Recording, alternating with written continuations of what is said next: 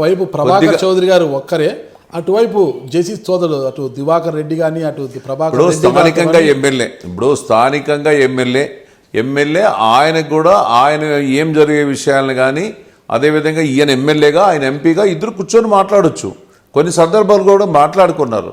మాట్లాడుకునే ఇద్దరు కొన్ని ప్యాసిఫై అయినాయి, కొన్ని ప్యాసిఫై కాలేదు. సోదరుడు ఎంపీ గాను ప్రభాకర్ రెడ్డి గారు ఎమ్మెల్యే గారు ఉన్నారు, ఈయన ఎమ్మెల్యే గారు ఇద్దరు కూడా ఏకదాటి మీద ఎదురుదాడి చేస్తుంటే వాళ్ళ ఇద్దరి మధ్యలో ప్రభాకర్ చౌదరి గారు ఏదవుతున్నట్లు అంటే మనకు పార్టీ పరంగా కూడా ఏం మాట్లాడుతున్నారు, ప్యాసిఫై చేస్తున్నారు, అవుతాయి. ఇప్పుడు మంత్రి గారు ఆయన రంగ ప్రవేశం చేశాడు, కలెక్టర్ గారు మాట్లాడుతున్నారు. రామ్నగర్ వంతెన విషయంలో, డివైడర్ల విషయంలో, పాత్ర విషయంలో దివాకర్ రెడ్డికి ప్రభాకర్ చౌదరి గారికి విభేదాలు పడచూపితే, అంటే టవర్ క్లాక్ దగ్గర మహాత్మా గాంధీ విగ్రహ ప్రతిష్ట విషయంలో ప్రభాకర్ రెడ్డి గారికి ప్రభాకర్ చౌదరి గారు కూడా విభేదాలు పడుచుపోయి అప్పుడు అరుచుకున్నారు కూడా. అసలు ఒకనొక సందర్భంలో ప్రభాకర్ రెడ్డి గారు దాడి చేయడానికి ప్రభాకర్ చౌదరి ఇంటి మీదకి వస్తున్నట్టు కూడా తెలిసింది.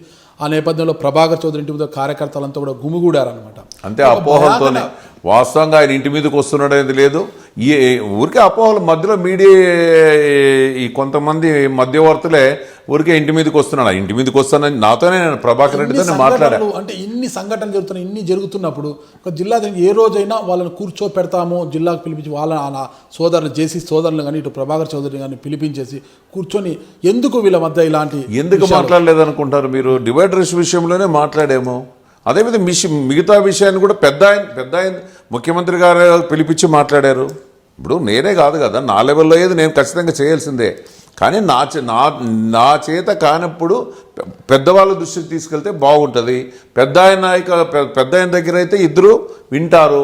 ఆ ఉద్దేశంతోనే అక్కడ పారిశ్రామిక వర్గానికి క్లియర్గా చెప్పాము. వాళ్ళు కూడా ఇద్దరిని పిలిపించి మాట్లాడారు. ఇటీవల జరిగిన రుద్రమపేట సర్కిల్ అంటే 4th టౌన్ పోలీస్ స్టేషన్ పరిధిలో జరిగిన జంట హత్యల కేసులో గోపీనాథ్ నాయక్ వాళ్ళ జంట హత్యల కేసులో సైతము మీ పార్టీలో ఉన్న ఒకే సామాజిక వర్గానికి చెందిన ఇద్దరి మధ్య ఉన్న విభేదాల కారణంగా ఒక సిఐని ఎస్ఐని కూడా సస్పెండ్ చేయడం జరిగింది. అంటే వాళ్ళ విభేదాలకు వాళ్ళని బలి పశువులు చేశారన్న ఆరోపణలు కూడా ఉన్నాయి.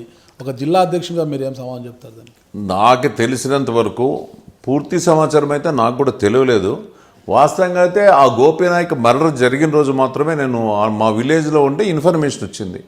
తర్వాత కనుక్కున్నా.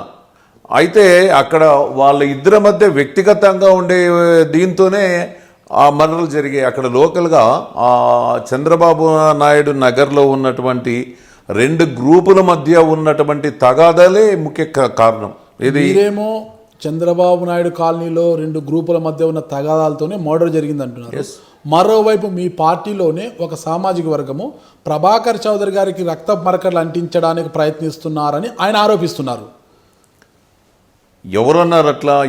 పేరు చెప్తే నేను చెప్తా. వీళ్ళు ప్రభాకర్ చౌదరి గారి మీద బురద జిల్లాలని చెప్పి ప్రభాకర్ చౌదరి గారు ప్రత్యక్షంగా మీడియా సమావేశం పెట్టి చేశారు. ఆ మర్డర్లో నా హస్తం ఉందంటున్నారు, నేనే చంపించాను అనేసి అంటున్నారు. పోలీసులు నీకు తెలుస్తారు కదా ఎవరు హస్తం ఉండేదని.